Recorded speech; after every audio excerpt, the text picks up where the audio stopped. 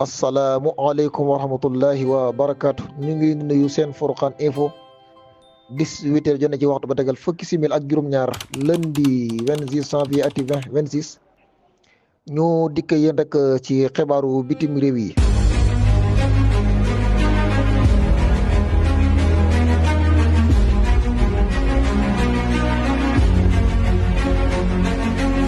dañu koy door sukkandiku ci Al Jazeera force Israël bi daal di wéy di amal li nga xam ne ni mooy ay agression ak i dóor yu tar ci ay jeunes yoo xam ne ni dañu leen a tëjoon foofee ci ñaari dëkk sax beneen dëkk bi mu tudd Alar beneen tudd Sayda fële ca càmmoñu Tul Karam ca biir Jordanie muy daal ay coopération yoo xam ne nemmeeku nañ ko coopération ay militaire wala ay opération de militaire yoo xam ne day wéy di continuer ci zone yooyu depuis fajaru tey jii di altine daal la ñu nemmeeku agression yoo xam ne daal na ci kaw ay jeunes yoo xam ne ay force occupation bi ñoo leen téye woon ak di leen finnaal ba tey rek ci xibaaru bitim réew yi sukkandikoo ci Al Jazeera li nga xam ne nii sukkandikoo nañ ko ci force occupation ba tey rek ñuy amal ay lancement opération militaire yu yaatu fële ca càmmoñu Jérusalem muy loo xam ne rek seen bëgg-bëgg lenn la mooy gën a renforcer li nga xam ne nii mooy dominer ak contrôle li nga xam ne nii mooy goxaan yooyu bu ñu sukkandikoo rek ci Al Jazeera. ba tey ci xibaaru bitim réew yi ñu sukkandikoo ci Al Arabiyatu bu Falastin bi ay colon daal fële ca dëkk buñ naan wala boog fële ca Nablus daal ay colon ñoo jékki-jékki rek daal di engagé li nga xam ne nii mooy benn territoire boo xam ne dañ fay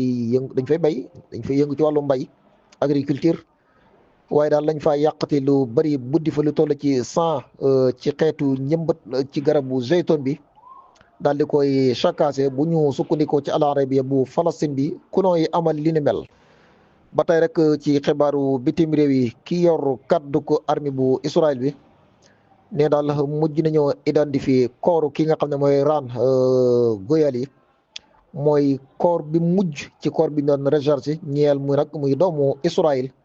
kon day mel ni lu jëm ci rek recherché ay koor ak yu nu mel léegi jeex na kenn ci mujjoon mooy nag Ran mi ñoo xam ne mujj nañoo xam ay identification jëm ci moom bu ñu sukkandikoo ci xibaar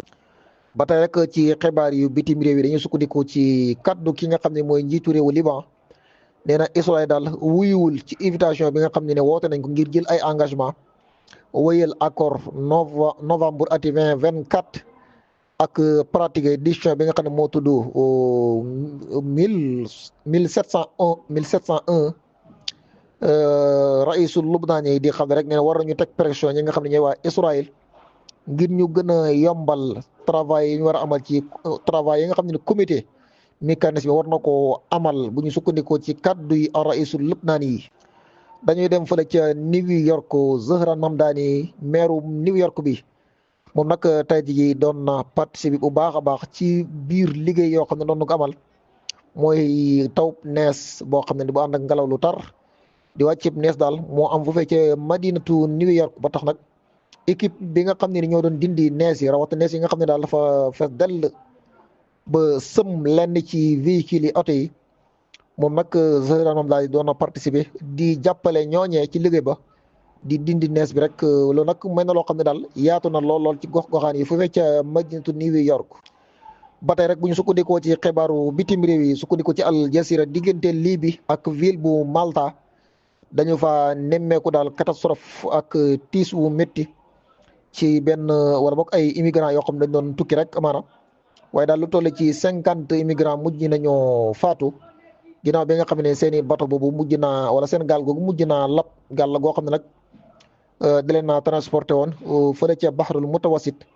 diggante Liban ak ville bi di Malta 50 personnes kon ñoo ci faatu